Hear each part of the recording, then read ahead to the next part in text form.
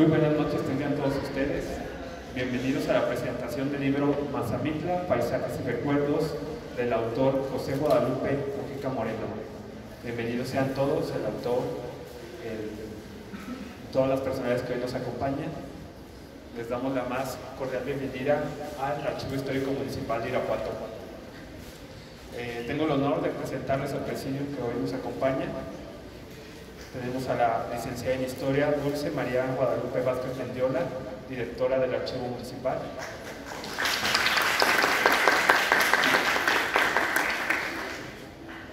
El historiador José Gabriel Rivera Delgado, quien es presidente de la Sociedad Mexicana de Geografía y Estadística, correspondiente a Tijuana.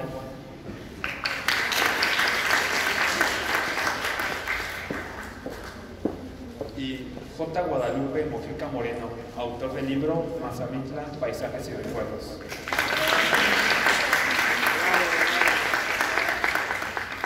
A continuación, la directora del Archivo Municipal nos dirigirá unas palabras de bienvenida. Buenas noches, personas distinguidas de este presidio.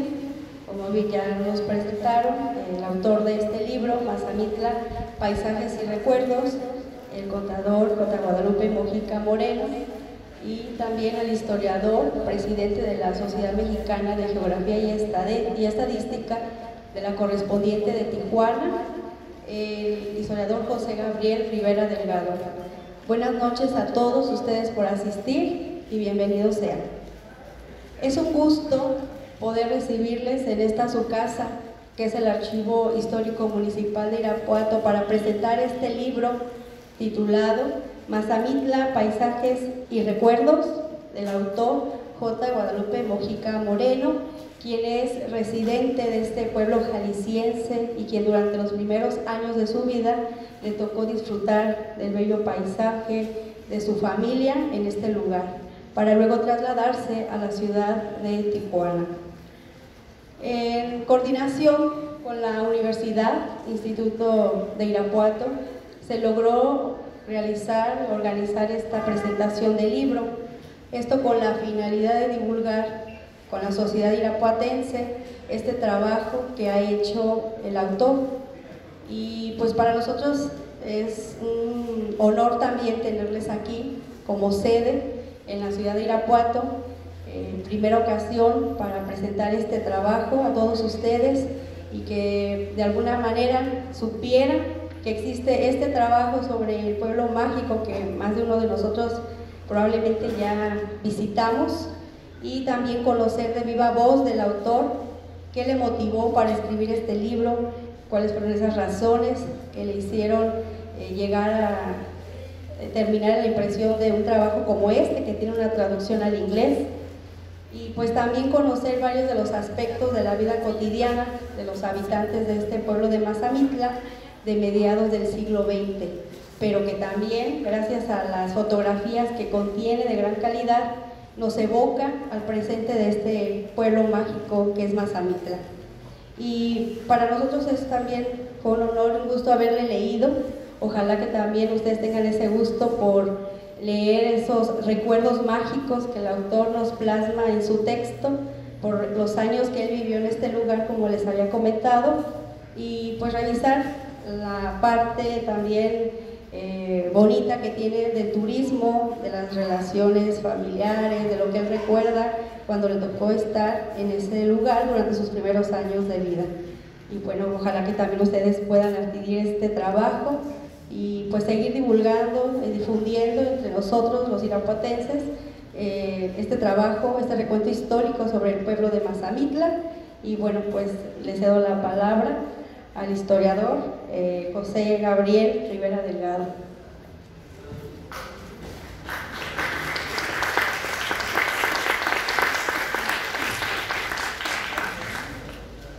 Bueno, muy buenas tardes a todos ustedes. Gracias por este amable recibimiento aquí en Irapuato. Es un gusto, es un placer venir desde Tijuana y llegar aquí al Bajío, y especialmente a este lugar tan especial que es el Archivo Histórico de esta ciudad. Yo, antes de hacer un comentario sobre la publicación, quiero hacer mención que el estar aquí es para mí muy significativo. Primero, porque me tocó trabajar en un archivo histórico de la ciudad de Tijuana durante 18 años, 15 como coordinador del mismo, como coordinador fundador, y casi 3 como investigador. Entonces, para mí es mucha emoción siempre estar en un lugar que resguarda y preserva la memoria documental de una población, de una sociedad, de una comunidad. Y también hago esta referencia porque en el archivo histórico, de alguna manera, también a lo largo de estos años, colaboramos con muchas personas, con muchas familias antiguas de Tijuana para rescatar la historia oral de esta ciudad. Y de alguna forma colaboramos para que también se hiciera ese tipo de publicaciones como la que hoy nos va a compartir el contador José Guadalupe Mujica Moreno. Es decir, el archivo tiene 2 funciones primordiales: conservar, preservar y por otro lado, difundir. Y entonces coincidimos en ese sentido. Y por el otro lado, quiero hacer muy breve una referencia también, porque parte de mi mensaje tiene que ver con eso, que Tijuana tiene apenas 130 años de su fecha oficial de fundación. Ojo, fecha oficial de fundación, porque Tijuana no fue fundada. En Tijuana no hay acta de nacimiento de la ciudad como tal. Surgió de la nada, de un pueblito, que después se convirtió en una ciudad y hoy es una metrópoli. ¿Y cómo se fue poblando? Con gente que llegó de todos los rincones de la República Mexicana. Tijuana es una ciudad con una connotación demográfica interesantísima, con representación de toda la República Mexicana y de muchos países del mundo. ¿Por qué? Por su condición fronteriza. Tijuana ha sido, es y será por su posición geográfica. Está frente a San Diego, California, y conectado con un corredor natural que se llama San Diego, Los Ángeles y San Francisco. Eso ha marcado la historia de Tijuana. Porque la mitad de la población que está en Los Ángeles pasó por Tijuana a lo largo de muchas décadas. Y precisamente esa condición fronteriza de Tijuana marcó que mucha gente, muchas familias migraran a la frontera de Tijuana o a Baja California en lo general. Y así llega la familia Mujica en 1959, con este señor que me acompaña aquí, que yo lo estoy acompañando, perdón, o me acompaña, bien dicho, a la derecha de lo que quería expresar. Pues llegó de niño a Tijuana, porque su familia tuvo que irse a la frontera de Tijuana, por circunstancias diversas que él va a platicar ahorita. Lo que yo quiero destacar es que la riqueza de Tijuana es su gente, y además lo que llevó a esa gente a Tijuana, porque esa gente de Tijuana llegó con una mochila, pero llegó con una carga cultural impresionante que ha enriquecido en nuestra ciudad. Costumbres, tradiciones, comida, y lo más importante que yo destacaría, trabajo. Gente que llegó a sembrar a Tijuana. Y Tijuana no es lo que se dice en los medios de comunicación. Tijuana no es lo que vemos en las películas. Tijuana es una ciudad con un alto índice de cultura a nivel internacional y mundial. Tijuana está reconocida como una meca de la cultura. Pero esto no lo vemos en los medios de comunicación. Pero publicaciones en Nueva York, en España, en Ciudad de México, reconocen a Tijuana en ese sentido. ¿Pero por qué tanta cultura? Por esta riqueza cultural que les digo. Como otra referencia interesante es que cuando llegan los Mujica en los años 50, es una década muy especial. Es una década en que la mitad de la población de Tijuana son originarios de Jalisco. 50, 60 y 70, la mitad de la población de Tijuana son de Jalisco. Imagínense. Bueno, me faltó mencionar también la música. La música es importantísima. Hoy, en otros momentos, en los años 80 fue el Distrito Federal. Tijuana se nutrió de mucha gente del DF a raíz del temblor del 85. En los 90 fueron los sinaloenses, pero buenos sinaloenses, hay que destacarlo.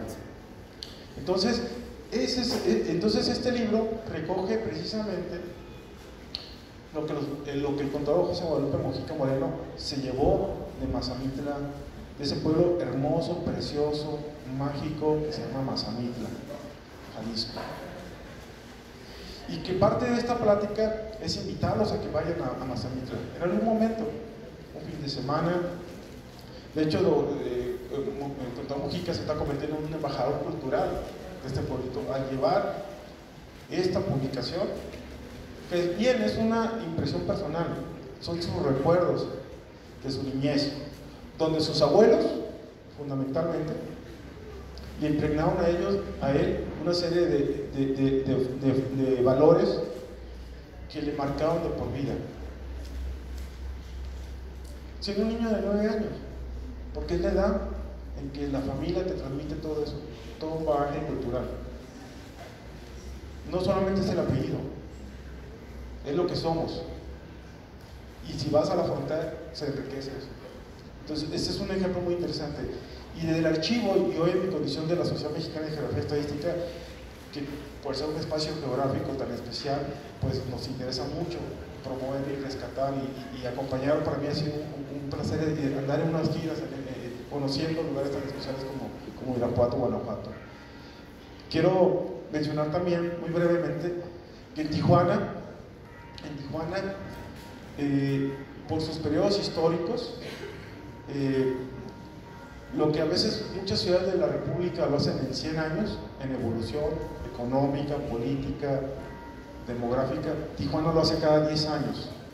Es tan dinámica su crecimiento en todos los sentidos, y que también en las condiciones migratorias. Con esto quiero terminar, y quizá les pueda llamar a usted la atención lo que les voy a mencionar, y especialmente aquí a Dulce, que es historiadora, y no sé si aquí hay estudiantes de historia. ¿Hay estudiantes de historia aquí? Muy bien. Con eso quiero terminar, ¿no? Para que ustedes también destaquen la importancia de la riqueza histórica de Tijuana. En Tijuana, los grandes procesos históricos, como la independencia, la reforma, la revolución, no pasaban por Tijuana. Solamente tuvieron algunos capítulos muy sencillos. Entonces, allá no tenemos grandes héroes, como lo tendrán aquí, o lo tendrán a nivel del estado de Guanajuato o de otros estados de la República, ¿verdad? Pero por circunstancias de frontera, por circunstancias de exilio político de mucha gente, Tijuana fue refugio de muchos revolucionarios, de todas las líneas, villistas, zapatistas, maderistas, etcétera, etcétera. Y en 1930 llegó un hombre que nació en Guanajuato, un revolucionario que fue uno de los 4 redactores del Plan de San Luis Potosí en 1910. Y el cronista de la ciudad de Tijuana, Mario Ortiz Villacorta, la cabeza de su servidor, hemos venido indagando, buscando y documentando este personaje. Y lo hemos considerado que puede ser el personaje más ilustre que está enterrado en Tijuana. Porque Enrique Bordes Mangel arriesgó su vida por cambiar este país. Y es nativo de aquí de Guanajuato.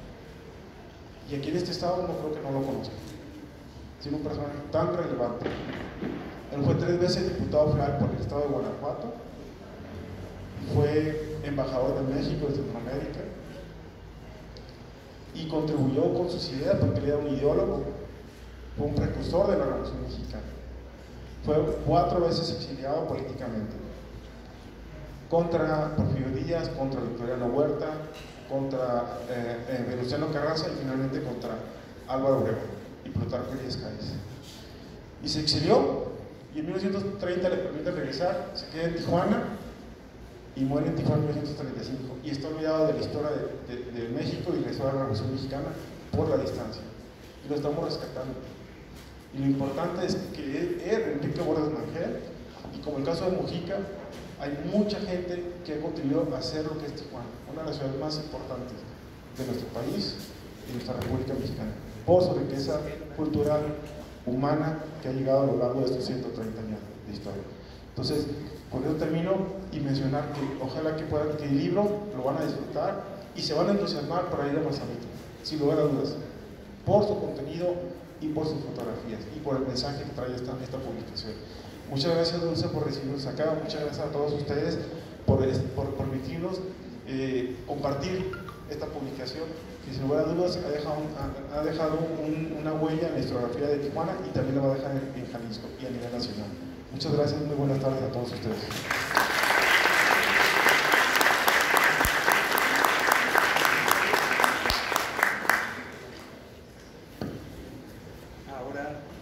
Ahora cedemos la palabra a José Guadalupe Mojica Moreno, autor del libro, para que nos dirija algunos comentarios sobre su texto.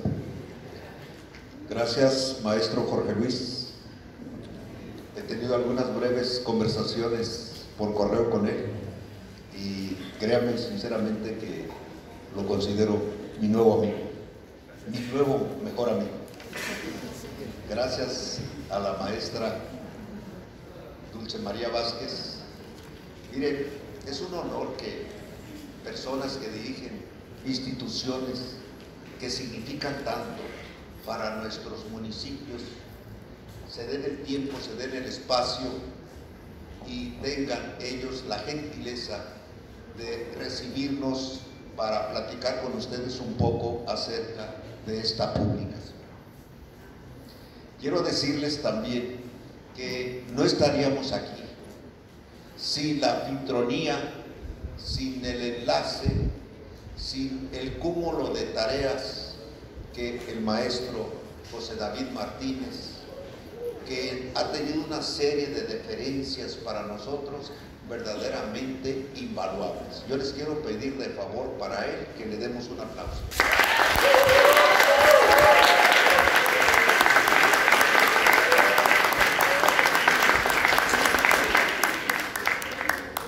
Con todo respeto también quiero pedirle a la maestra Dulce que me dé la libertad. Quisiera también en algunos momentos ponerme de pie para tener un poquito de más comodidad hacia el mensaje que les quiero transmitir. Lo primero que quisiera decirles es que deben sentirse muy orgullosos de contar con este tipo de instalaciones. Miren el entorno y la historia aquí se respira. La historia se siente.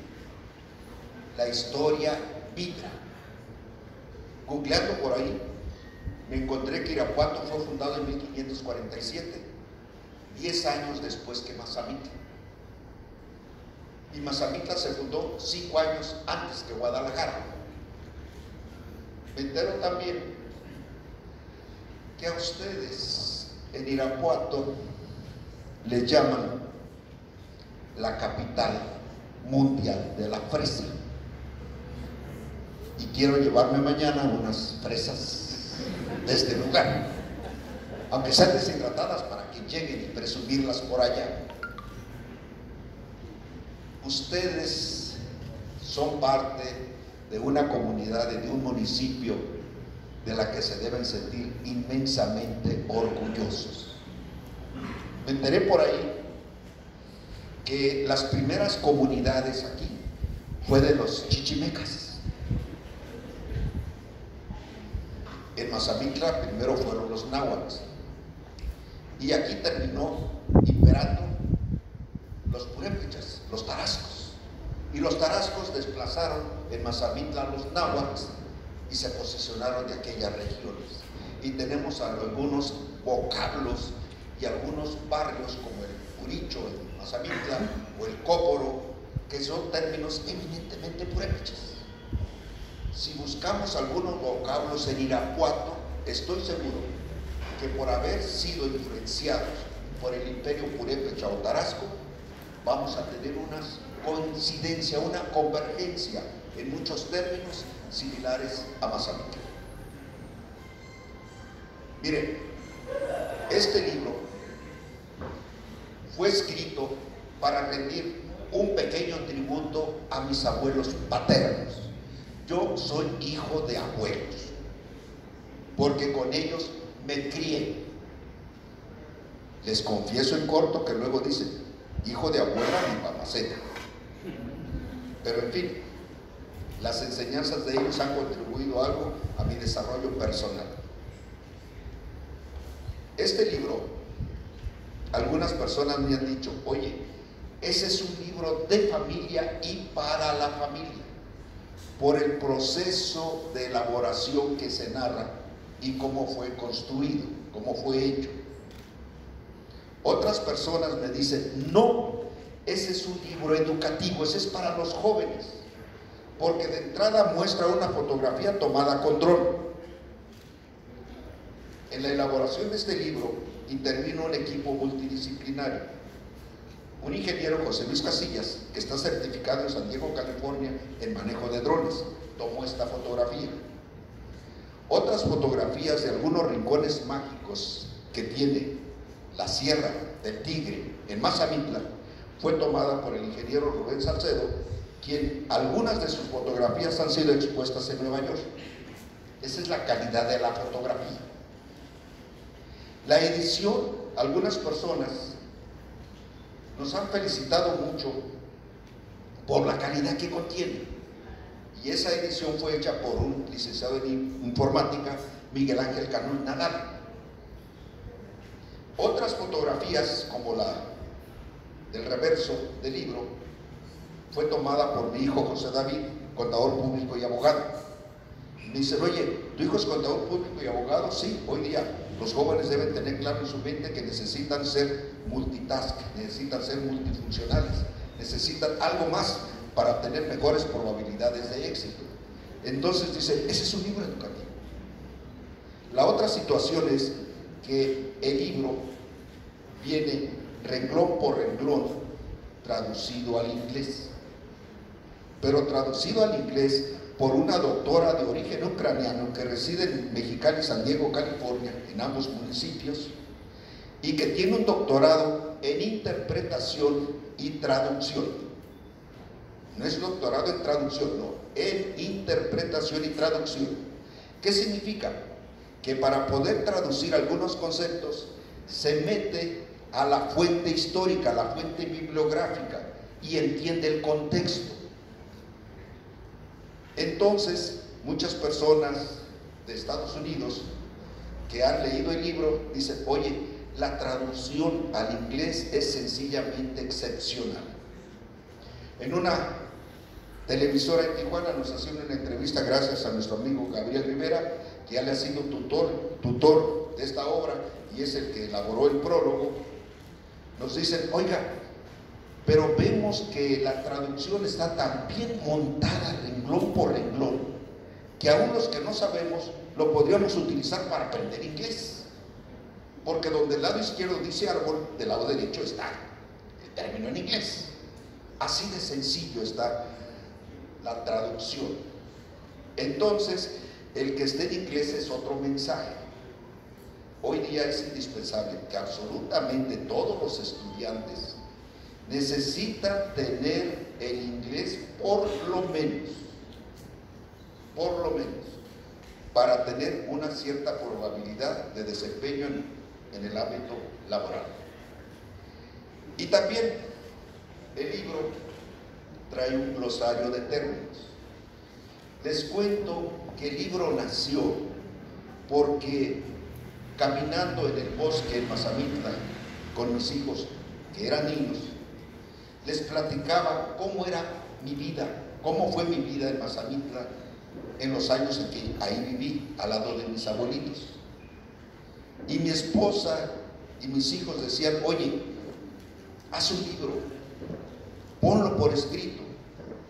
Y mi esposa, de una manera muy asertiva, comentaba, pero ponle un glosario de términos, porque luego usas palabras que ya no se utilizan hoy día y te refieres a conceptos que ya no existen.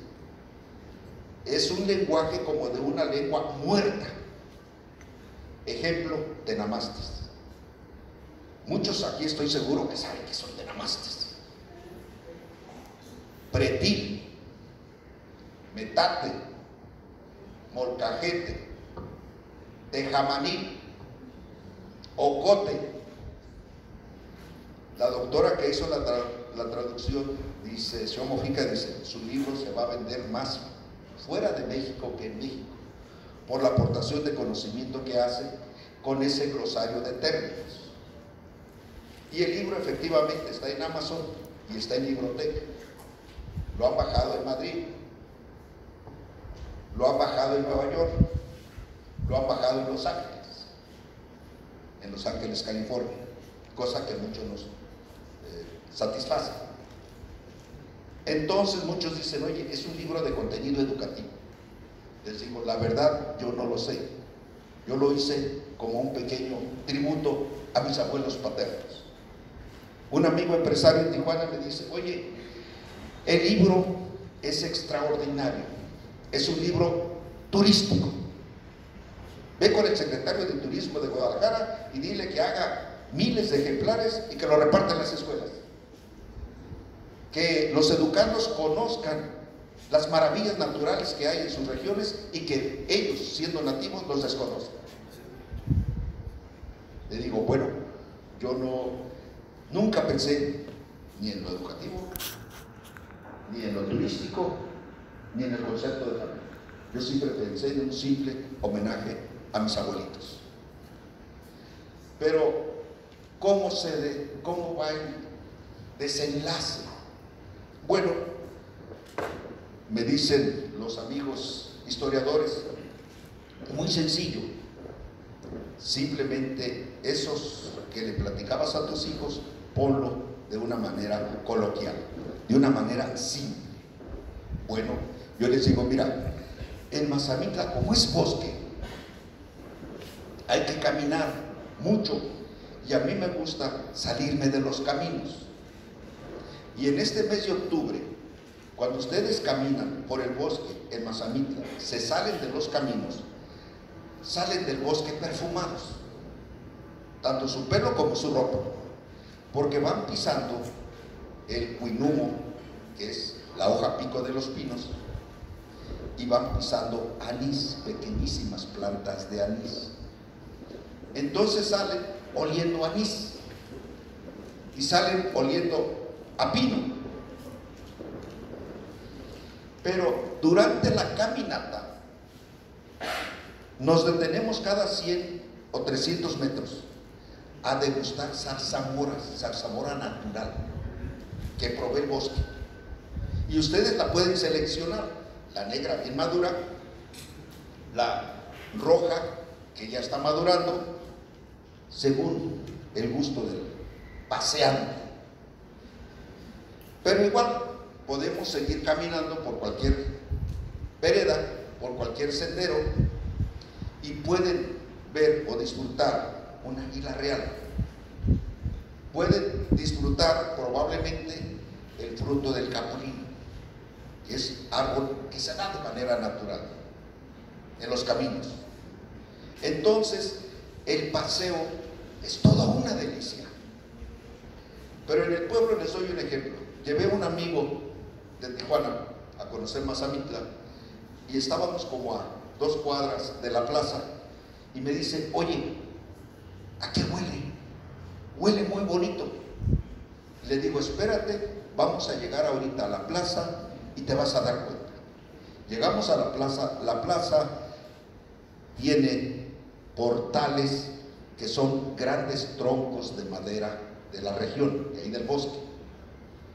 Y una vez al año, en octubre, los forran de planta Santa María, que es tremendamente perfumada.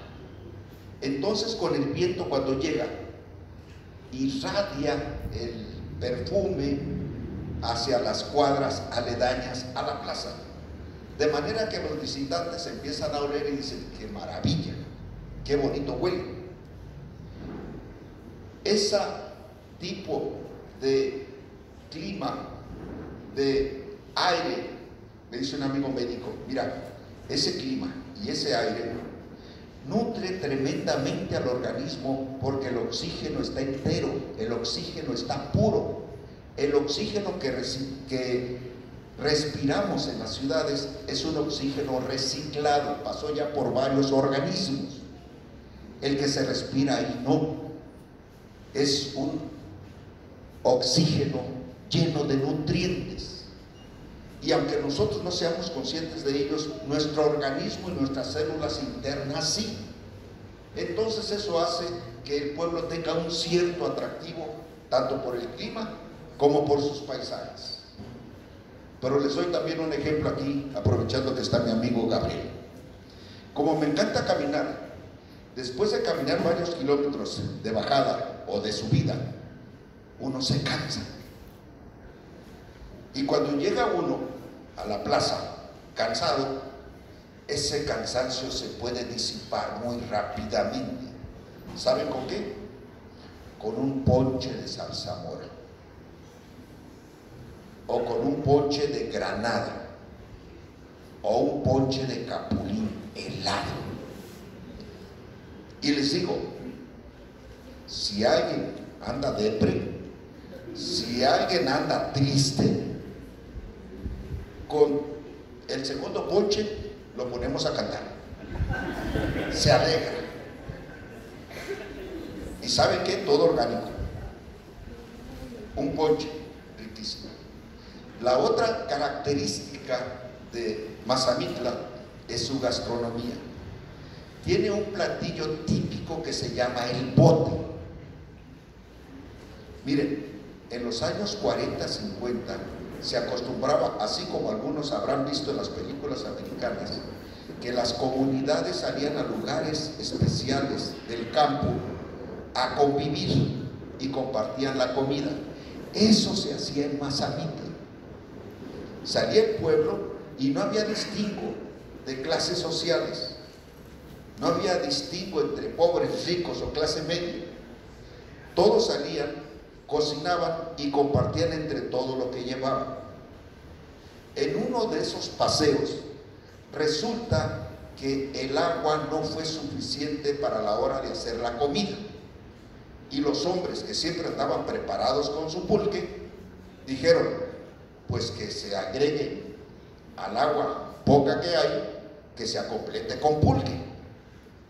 Y utilizaron un bote alcoholero, y sobre ese bote alcoholero, a la poquita agua que tenía, lo llenaron de pulque, más carne de res, carne de puerco, pollo, chayote, papa, zanahoria y chiles, todo de ahí del pueblo.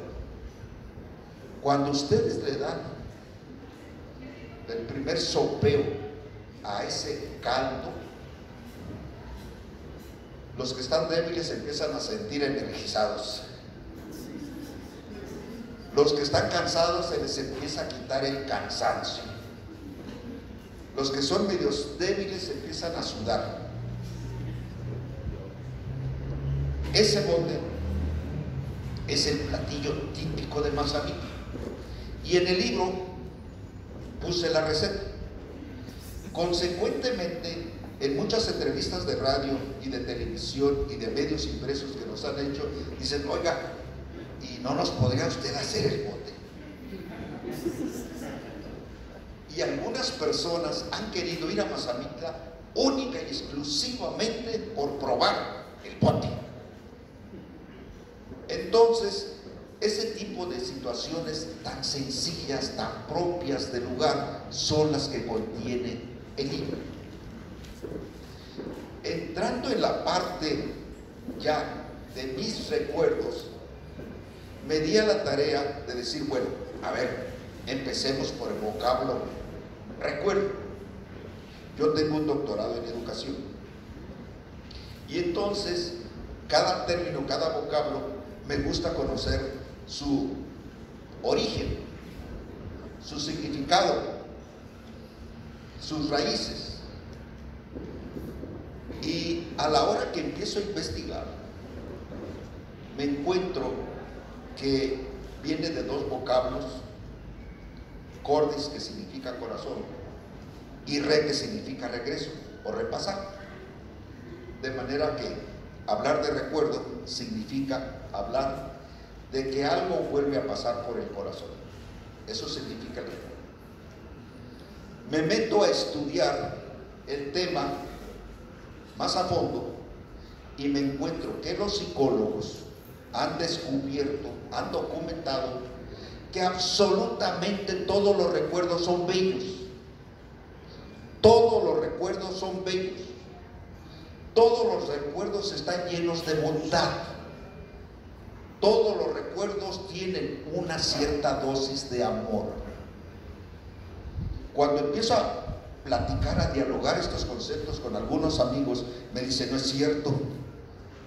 Yo conozco mucha persona que tiene recuerdos dolorosos, que tiene recuerdos amargos, que le duele su yo interior cuando recuerda algo.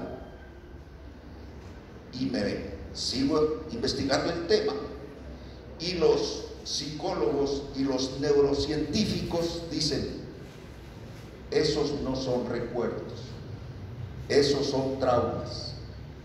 Cualquier evento en la vida pasada que hayamos tenido, que cuando lo recordemos sintamos dolor, coraje, resentimiento, envidia, cualquier cosa que nos incomode ese acontecimiento, eso se llama trauma. Y la trauma tiene terapia psicológica y se alivia. De los recuerdos nadie se alivia. Los recuerdos tienen su ciclo, viven y perviven en la memoria de uno y después de un tiempo solo se desvanecen. Pero de los recuerdos nadie se cura. Se curan de traumas. Y entonces dije, qué interesante, y empecé a poner las fuentes bibliográficas. Y entonces muchos dicen, oye, haces una serie de aportaciones que son muy valiosas para el usuario, para el lector. Una doctora me dice, mira, José, yo acabo de terminar un curso de tanatología en San Diego, California, de 3 meses, y en tu libro mencionas conceptos que yo debería saber, y verdaderamente veo que traes conceptos sumamente útiles para las personas. ¿Por qué? Porque generalmente todos tenemos recuerdos, pero algunos recuerdos tienen tal naturaleza, tienen tal fenomenología, que si los platicamos, decimos, no me lo van a creer. Van a pensar que estoy mal de la cabeza. Van a pensar que lo imaginé. ¿Por qué? Porque hay muchos recuerdos que rayan en la metafísica, rayan en lo subjetivo, rayan en una dimensión espiritual. Cuando estaba en el doctorado en la Iberoamericana, en Tijuana, había 2 corrientes de investigadores. El investigador puramente bajo el método científico, cuantitativo o positivista, el que sostiene que solamente existe aquello que se puede ver, tocar y medir. Y otro grupo de investigadores, nivel doctorado, que dicen, espérame, yo te demuestro con el mismo rigor científico de los cuantitativos que el amor existe, que la bondad existe, que la belleza existe. Y esos son los científicos sociales, con métodos cualitativos. Entonces, muchos de los recuerdos que se narran aquí, pongo algunos antecedentes para efectos de que el usuario consulte esa bibliografía y él solo desarrolle y despeje algunas cosas que le puedan generar inquietud o duda. Tan sencillo como en estas regiones, los espíritus existen, los espantos existen, las ánimas existen. Les digo esto porque mi abuelito, una vez que él quedó viudo, en más de una ocasión me dice, oye, acaba de venir tu abuelita. Yo como niño curioso corría a donde me decía él que estaba o se había ido a vérsela. la veía. ¿Eso era cierto? ¿No sería que se le habían pasado las copas? Cuando se meten a estudiar estos temas se dan cuenta de una serie de evidencias empíricas documentadas en todas las culturas, en todos los países, donde se habla de este tipo de temas que son parte de la vida del ser humano. La otra situación, que ya un poquito más en lo científico, busco con neurocientíficos y me dicen, oye, los recuerdos siempre están basados en un hecho real, en algo que sucedió, y se hospedan en una región del cerebro distinta a donde se produce la imaginación. Quien tiene un recuerdo es porque tuvo un hecho. Tengo amigos que en accidentes automovilísticos repasan en fracción de minuto toda su vida pasada. Encuentran y platican con personas que en vida nunca conocieron, y cuando lo comentan con sus papás o con otros familiares dicen, sí, efectivamente, así era como tú lo describes. ¿Qué tan real es eso? ¿Qué tan metafísico es eso? Ese tipo de situaciones me veo la necesidad de narrarlos, porque de no hacerlo muchos dirán, oye, José de plano se le subió la presión. Eso sería lo más generoso que me diga. Entonces, hay situaciones que narro que necesita uno tener algunos antecedentes previos de la literatura, del conocimiento de los casos que han ocurrido en diferentes partes del mundo y en diferentes contextos históricos. Les platico en el libro 2 o 3 fenómenos como el siguiente.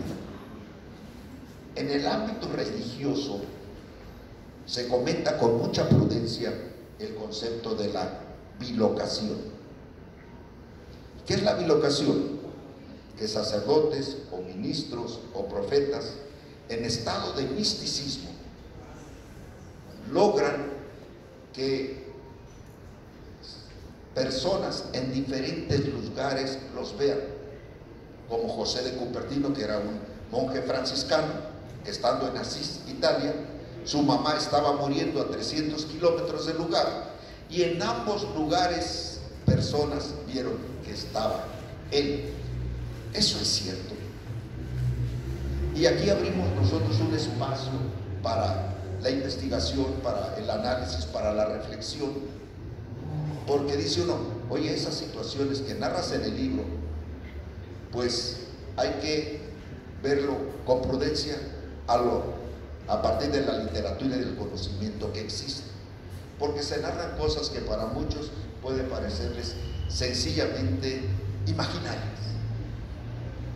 y la gente le ha encantado el tema, porque esto de la bilocación nos puede llevar igual a la levitación. ¿Y qué es la levitación? Que, por ejemplo, en Asia, particularmente en la India, pues se habla de personas que en estado de santidad logran levitar. Incluso en el ámbito religioso de nuestro país se ha dicho en más de una ocasión que algunos sacerdotes en estado de misticismo, gente muy santa, en oración se elevan. Se puede vencer la física,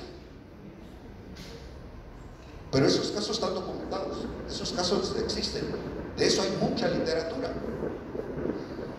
Lo describo porque hay una serie de cosas que es importante que entendamos para efectos de comprender los recuerdos que narro.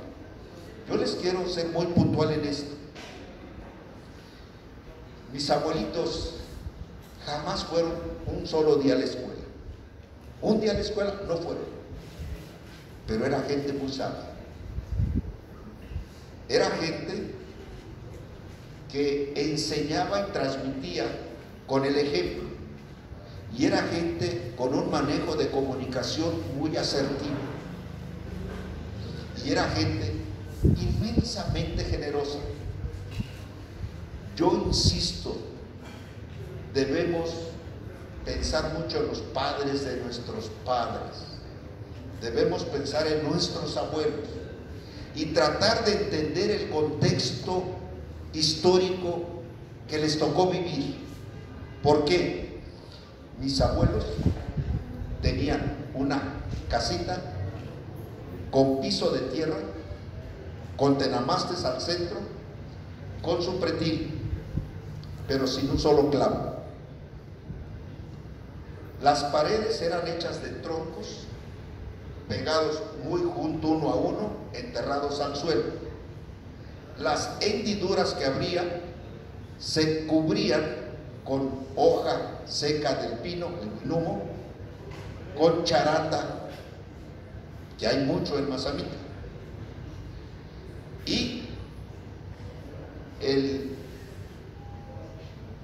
jacal, como algunos amigos me dicen, no entraba absolutamente ni un viento ni frío. El techo era de tejamanil y el cuarto era recibidor, era sala de cocina, era sala y era todo lo que había. Los tenamastes, 3 piedras al centro, con leña.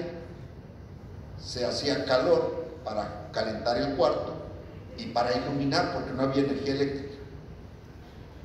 Se cocinaba al lado en un pretil de adobe y piedra, y sobre ese pretil se ponía el comal, sobre el comal la olla, y el combustible era leña.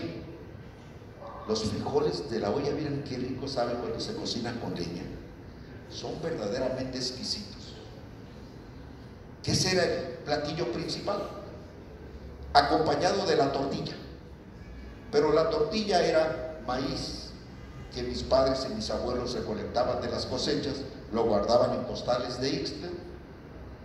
Mi abuelita lo cocinaba todas las tardes y al siguiente día ya el nixtamal lo molía sobre metate y hacía unas tortillas deliciosas.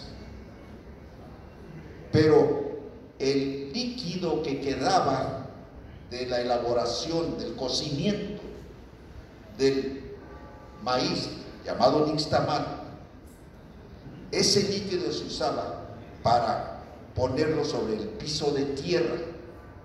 Se llama nejayote o nejayo en algunas regiones, y por ser un líquido que lleva un componente de sal, de cal, sobre el piso de tierra, cuando se abren las puertas para que entre el aire, no se levanta una gota de polvo. Hágate cuenta que es este piso recién mapeado con el mejor detergente y abrillantador que le quieran dar. Era un piso limpio, sólido, con el producto del nejayote. Y por otro lado, mi abuelito se veía proveído por la generosidad del bosque. El bosque nos daba todo. La cama, unas tablas de madera con cubiertas con unos costales de ixtle y encima un petate. En varios lugares me han dicho que es el petate. Glosario de términos. Y la almohada, pues la almohada al gusto de la persona que va a descansar.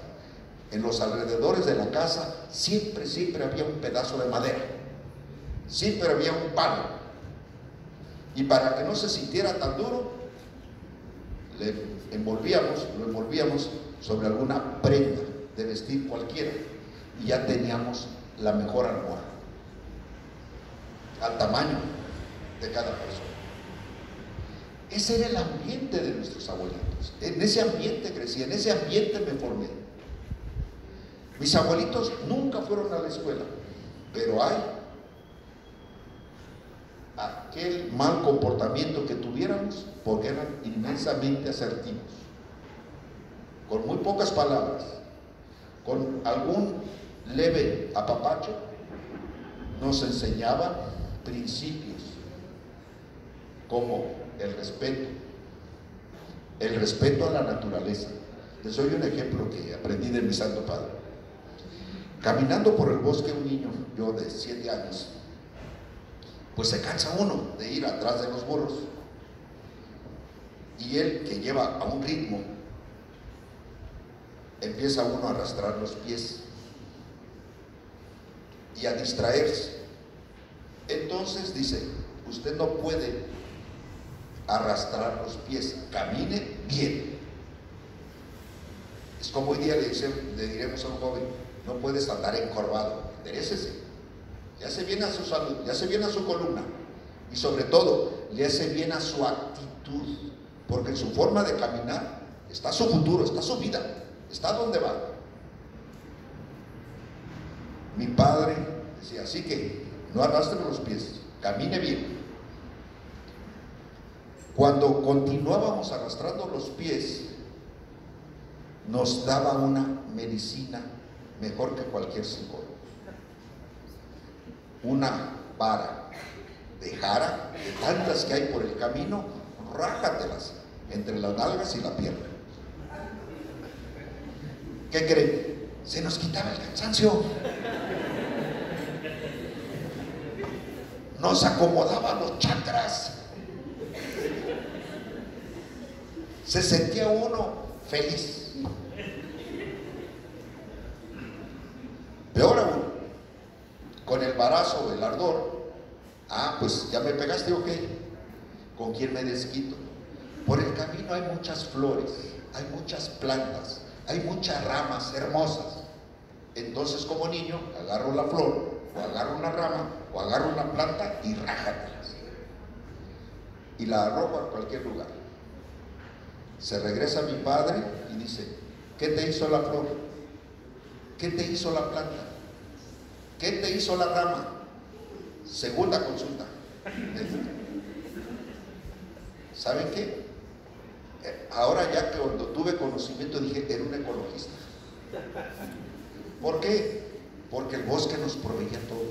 Pero ¿saben cuál era la enseñanza de fondo? Es que cuando uno va caminando por la sierra, con los burros cargados de fruta que íbamos a recoger, o a recoger ocote en la sierra, o a recoger leña en la sierra, si no mantiene uno el ritmo, nos puede alcanzar la tormenta. Si nos alcanza la tormenta, no vamos a poder cruzar los arroyos que se llaman crecientes en el campo, porque bajan muy fuerte, con una serie de objetos. Entonces, tenemos que mantener un cierto ritmo. Igual, si no mantenemos ese ritmo, nos puede alcanzar la noche. Y en aquella época, en ese contexto, no había lámparas. Entonces, habría que mantener un ritmo. Eran enseñanzas de vida. Muchos durante la vida tenemos distractores. Nos hace falta esa enseñanza de vida de que hay que hacer las cosas que queremos hacer en la vida pronto y no pensarlo demasiado. Ese conocimiento nos dimos cuenta con el tiempo que era un conocimiento basado en el ser, no en el parecer. Mucho de la educación en las ciudades y en muchas personas que conocemos, vemos que han tenido una educación basada en la apariencia, basada en la personalidad, basada en los atributos del cómo te ves, del cómo te peinas, de la marca que usas de calzado, de ropa. ¿Saben qué? Eso no sirve de nada para la realización auténtica del ser humano. Lo que nos hace ser en la vida una persona plena son los valores, son los principios, es tomar nuestras raíces. ¿Por qué se los digo?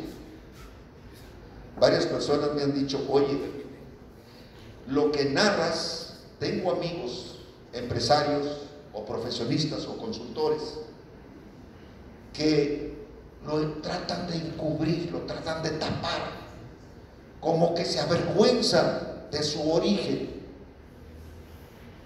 Mis abuelitos bajaron de un rancho de la sierra que se llama el Corral de la Mula, porque nació mi padre en 1923. Y eran tan sabios que plantaron 2 árboles, un izote y un floripondio. Árboles que todavía se conservan y ya van a cumplir 100 años. En honor de ellos les puse una placa con el año y los nombres de ellos. Y son verdaderamente árboles majestuosos. Y yo no me avergüenzo, como lo he dicho en muchos foros, de que salí de Mazamitla de guarache. Y cuando ingreso en Tijuana a la escuela primaria, algunos niños me decían: quítate esos guaraches, parece sitio. Yo les decía: pues yo te juego unas carreras, tú con tus tenis y yo con mis guaraches. Criado en la sierra, subiendo y bajando laderas, créanme que hoy día, que en el caso particular, mis hijos han sido educados en escuelas públicas, escuelas privadas, tienen algunos estudios incluso en el extranjero. Es importante que reconozcan y que sepan sus raíces. Y esas raíces son las que nos van a determinar por siempre. Un árbol da tan buen fruto según las raíces que tiene.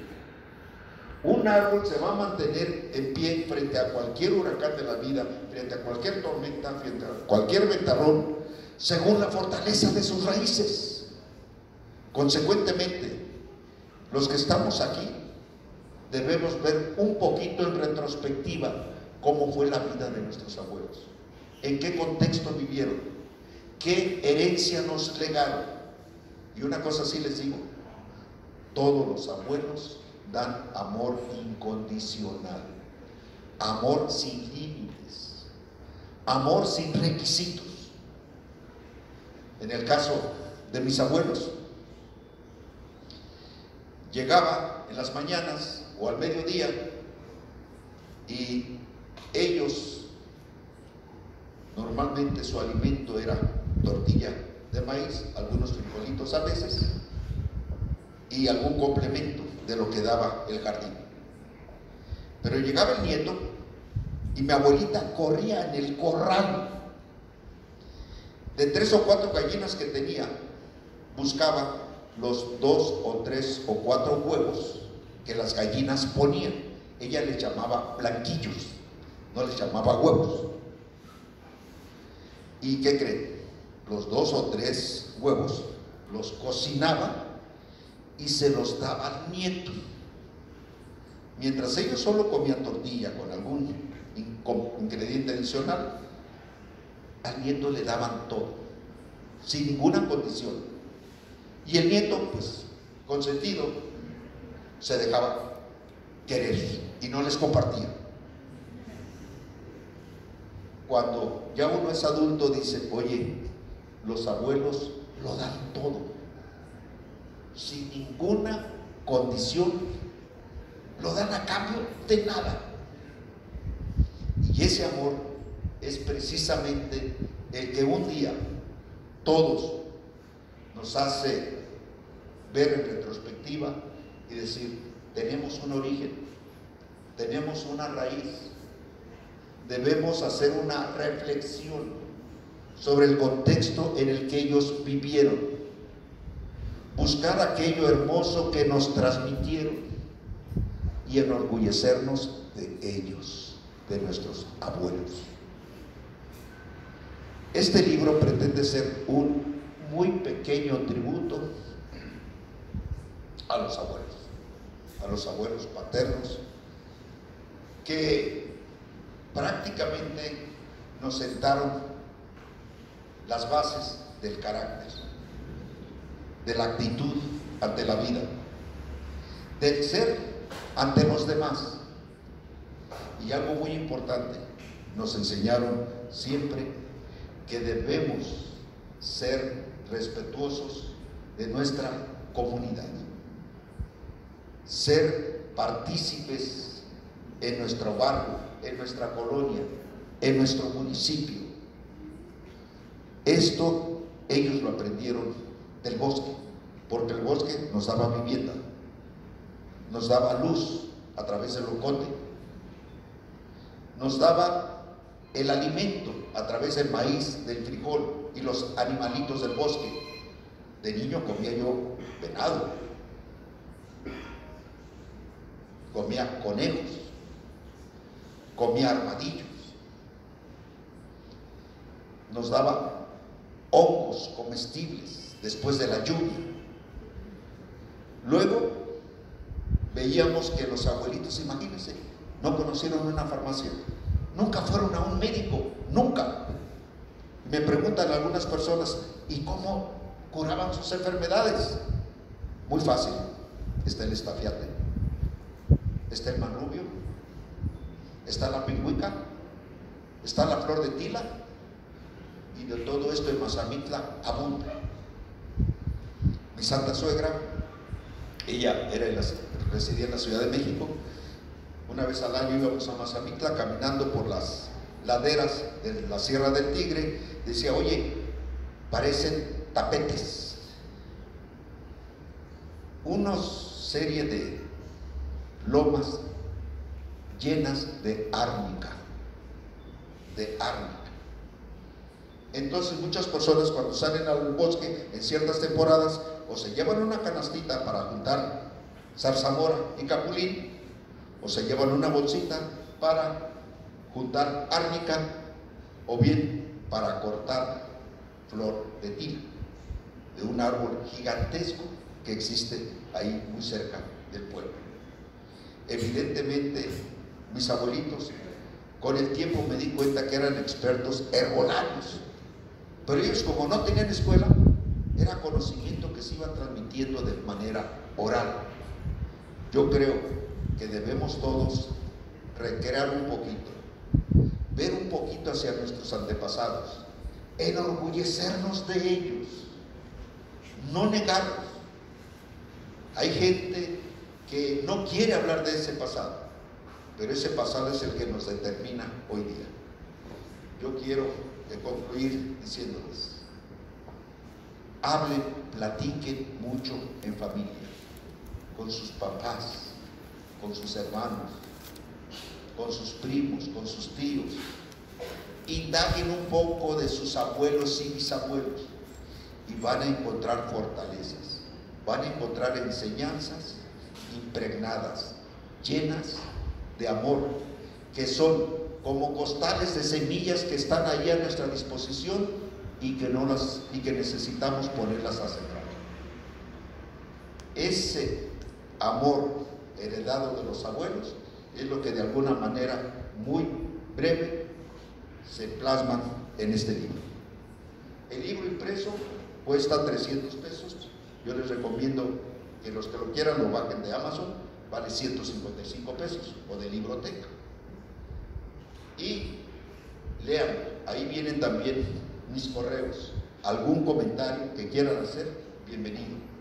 Una niña en Izapán me dice, escuchándolo, recordé mucho momentos que viví al lado de mis abuelos.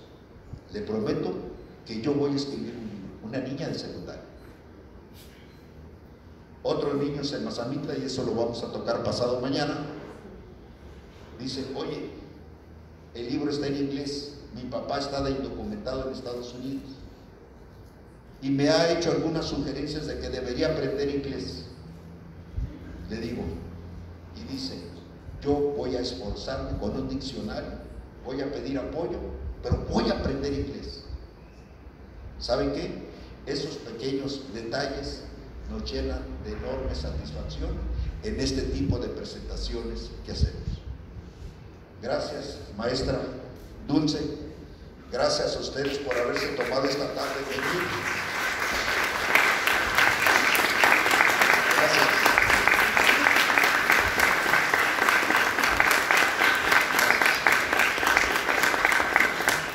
Solo quiero decirles ya de despedida que en nombre de mis abuelitos, que Dios los llene de bendiciones siempre. Muchas gracias.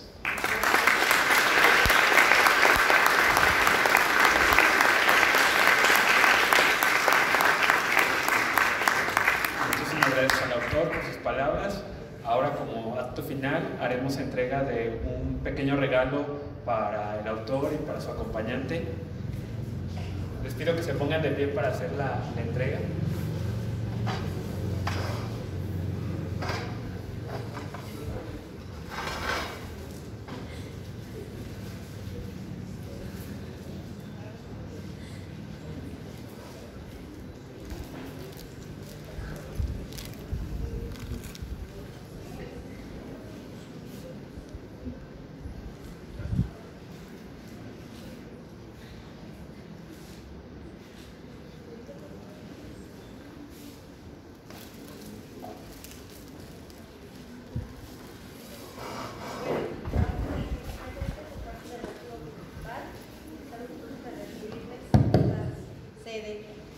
Un aplauso. Un presente para el historiador, nos visitan desde Tijuana, y pues por ahí todavía aquí van a estar en Irapuato haciendo algunas presentaciones del libro el día de mañana en el Instituto Irapuato, ¿verdad? Y de igual manera queremos hacerle este obsequio de presente al del Instituto de Irapuato. Esto que se ha estado trabajando en coordinación para ofrecer este tipo de eventos.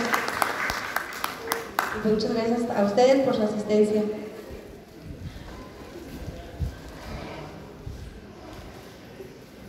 Señor Mojica, muchas gracias. Irapuato es su casa. El archivo histórico, muchas gracias por sus instalaciones. Su invitado distinguido, muchas gracias.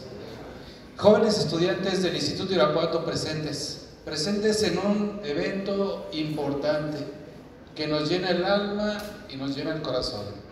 Los espero mañana en el Instituto Irapuato a las 9 de la mañana y quiero agradecer a los maestros, maestra, jóvenes estudiantes de la carrera de comunicación que ganaron un concurso de un pueblo mágico en honor a Mazamitla.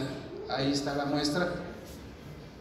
Jóvenes de turismo, jóvenes de psicología, estudiantes del Instituto Irapuato de Mercadotecnia y de todas las demás carreras, estudiantes de la Universidad Privada de Irapuato, bienvenidos y muchas gracias. Mañana a las 9 de la mañana vamos a tener el honor, el gusto de tener presente al señor Mojica en las instalaciones del Instituto Irapuato. Maestro, muchas gracias, un señor que lo reconocemos, somos sus fans número uno.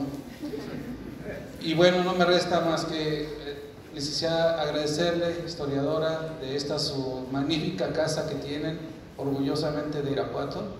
Y a todos les quiero agradecer la nocturna de Lani, que hicieron favor de estar presentes y organizar parte de este momento. Es de ustedes también. Sí, muchas gracias, muchas gracias.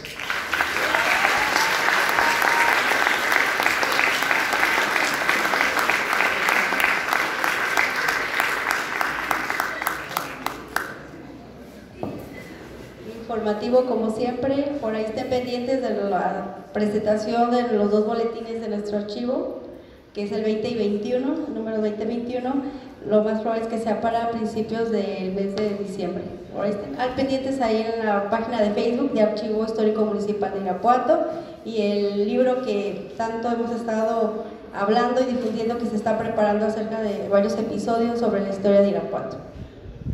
Bueno, para que estén pendientes. Gracias.